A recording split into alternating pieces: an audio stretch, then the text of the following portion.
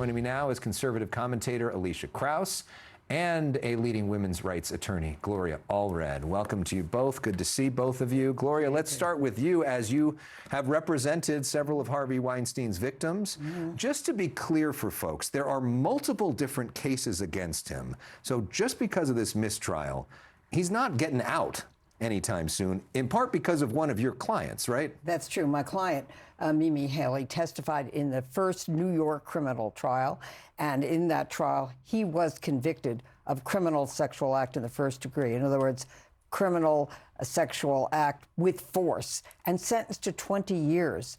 Jessica Mann, who was a victim in today's trial, also was alleged to be a victim in that first trial. And there was also a conviction for her of rape in the third degree. That's rape without force. He was sentenced to 3 years for that, total of 23 years. As you pointed out, Alex, on appeal, the New York Court of Appeals is the highest court in New York, reversed those convictions. Then there was a second trial. Again, my client courageously testified, Mimi Haley. Again, he was convicted of criminal sexual act, and he has not yet been sentenced for that. There was a mistrial for Jessica. This was a third trial today, another mistrial. We don't know if there'll be a fourth trial again for Jessica. Maybe she doesn't want to testify anymore. But Mimi's case still stands. And another case here in Los Angeles also stands, where he was convicted of 16 years, right? Yeah, sentenced to 16 years, yes, on rape and sexual assault. That's on appeal in California. Yeah, and I can't imagine you're going to... your thoughts on the Harvey Weinstein? I think it's kind of, well, I think he's a scumbag. I think that whether or not the prosecutors have been able to consistently prove that he is a scumbag, unfortunately, hasn't occurred. They haven't been able to convict a jury. I found it really fascinating, though, that in this deadlock, of the 9 people that said that they could not convict, they were women. The 3 that said that they wanted to convict were male jurors that thought that he was guilty of this rape and this crime, but the jury just couldn't decide. But I don't know. I'm a fan and a friend of Curtis Lewa, and the jury was deadlocked on whether or not the Gaudis tried to have him killed, and I believe that they did. Sometimes, unfortunately, justice does not prevail in the American court system. Well, there has been justice. He's still in custody, and he's in his 70s in Rikers Island right now, which is not a pleasant place to be. So we'll see what happens. We'll know next month in June 24th, whether there will be a fourth criminal trial in New York or not. But I will say Jessica's been very brave as well to undergo 3 trials. Let's talk about another big court decision this week, which involves Mifepristone, which is a medication that many women use for abortions. Some women in states where abortions are not legal have been doing telehealth appointments with doctors in other states and been getting Mifepristone sent to them in the mail. There's been a question on whether that follows the spirit of the Dobbs decision, which basically said that abortion is a states' rights issue. States get to determine this. Right now, the court is saying we can keep the drug going while the appeal is heard.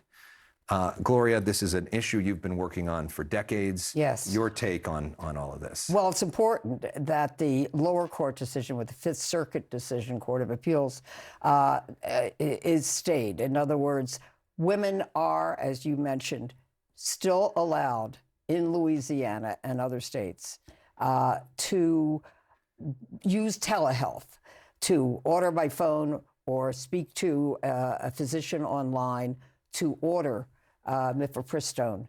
And that's very, very important because, the other side wanted to argue they should have to appear in person. How middle class is that? A lot of poor women, they are working 2 or 3 jobs. They have children. They don't have time to go in person. They need to be able to get that in the United States mail. And so I hope that ultimately when the U.S. Supreme Court hears this again, they will provide access. This is about access. This is about health care. And we need to have this available to women. Elisha? I think if it was truly about health care, I think every woman, no matter what her socioeconomic status is, should have the right to go and see a doctor and be viewed through the process of this. And I say this as a pro-life person.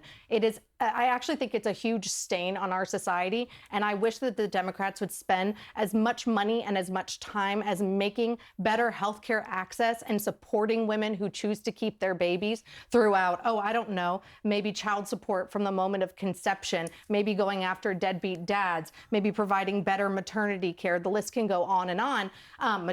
Paid maternity leave that can do things to actually help women long term. Mifepristone is a medical pill that is taken that prevents the baby from being attached to the lining of the uterus, and that has a lot of side effects. We've unfortunately seen women die all alone on their bathroom floors. I don't care if they're middle class or poor, they have a right to medical protection and a follow-up from a doctor when that occurs. You're talking to somebody. You're talking to somebody who almost died alone in a bathtub, hemorrhaging from an illegal abortion in the 60s, when it was a crime in California to have a healthcare provider provide it.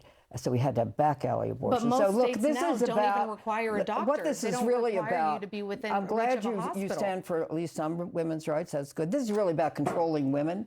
It's about controlling health care. We're talking about reproductive health. It's We're not talking about reproductive access. if you're ending You're the right. production of a human being growing Okay, in the well, womb. that's the way you see it from your religious point of view. No, from a scientific perspective. I respect the fact that you have that right to have that view, but it's all about choice. It's all about a woman having the right to decide for herself and not having the Supreme Court, the male justices who are against abortion, who would like to control women and their lives and their choices. We don't want that. We want to once again have a constitutional right to choose abortion. For now, the majority of women in this country are using telehealth and getting the pills in the mail so that they can have access.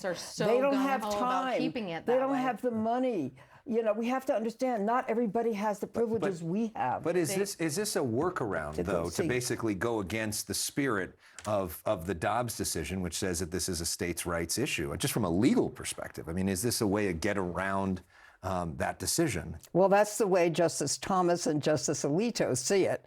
That's not the way we see it. It's going back to the Fifth Circuit Court of Appeals. How is it not a workaround? Pardon me? How is it not a workaround? Well, it's essentially letting the Court of Appeals dive more deeply into it, and then we'll go back to the Supreme Court and we'll see what happens there. Am I optimistic? I don't know, but I'll take it for now, because women should not be forced to, take a pregnancy to term if that's not what they think is in the best interest of their health and their families. Last word quickly on this, Elisha. I just think, I continue to say, I think it's sad, and I think it's a stain on our country that women feel like they have to go to such great lengths in order to protect their economic or educational or maybe even physical and mental health future, that we can do so much better to support women and children in this country.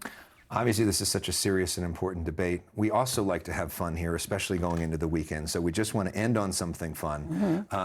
James Bond is now, there's auditions going underway.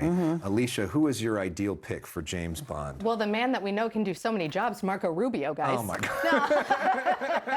No, I think the Gen Zers in my life tell me the guy that was in Wuthering Heights, Jacob Elordi. Jacob Elordi. But I think I've seen some buzz online for Theo James, from White Lotus fame and other successful shows. I think that there are plenty of new potential options out there, but I am not a casting director. Gloria Allred, who's your choice to play James Bond? All right, I want somebody who's tall, dark, handsome, and brilliant, and really loves the news. So I say Michaelson. Elex Michaelson. Do you take and it, I want to see him stirred? dressed just the way he is. Yeah. Don't you out there want to see him standing, leaning over an Aston Martin? Yeah, and just like this. And dancing with you. I'll take we got a deal. All right. I'll take the raise. Gloria, Elisha. Your mom is going to agree with me on that choice, too. Thank you so much.